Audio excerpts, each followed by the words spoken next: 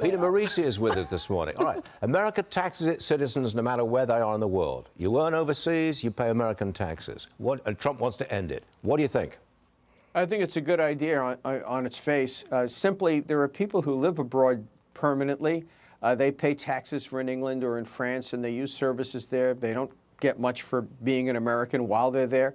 So I think it's unreasonable that we tax our citizens in a way that the rest of the world doesn't tax theirs.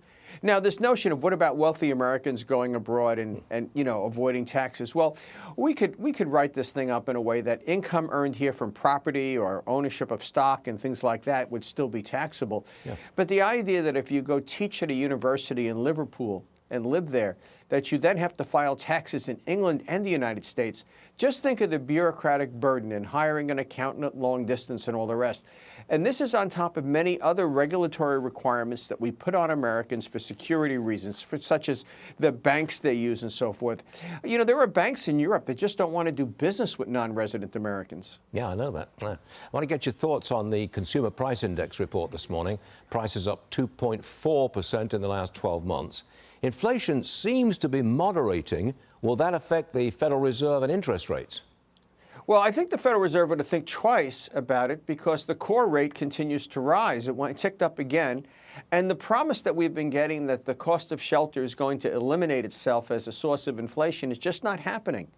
If we look at owner-occupied homes, that rental keeps going up for a reason, that implicit rent, because the price of housing keeps going up, and that's a structural problem in the United States. But let's throw housing aside. What about non-energy, non-shelter services? Still a significant portion of the CPI. That's things like your car insurance and so forth. Car insurance over the last year added a full half a percentage point to inflation. Overall, that's clipping along non-core services at about 4.5% a year. That's not the end of inflation. What's bringing down the headline rate is falling gasoline prices. And honestly, that's sustained by the fact that we're telling the Israelis not to take out the Iraqi oil refineries in retaliation and things of that nature. You know, we're letting the Iraqis continue to earn money on their oil is to keep the price of gasoline down to get Kamala elected. This is a very expensive way to give the Federal Reserve a break. Would it be true to say that the average person today is not as well off as they were 4 years ago? I think if you're just below the average on down, you're worse off. If you're just above the average on up, you're better off. The further up you are, the better off you are. The further down you are, the worse off you are. Remember, everybody has to have automobile insurance.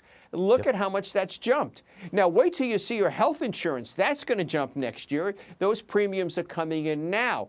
Not all that gets captured in the CPI, but it does in the broad consumer index that the Fed uses. That will be captured there because what you pay gets counted in the CPI, not what your employer pays, and employers are swallowing a lot of this. You still feel inflation on the ground floor. You still feel it. It's still real in your life. And I think that's an election issue.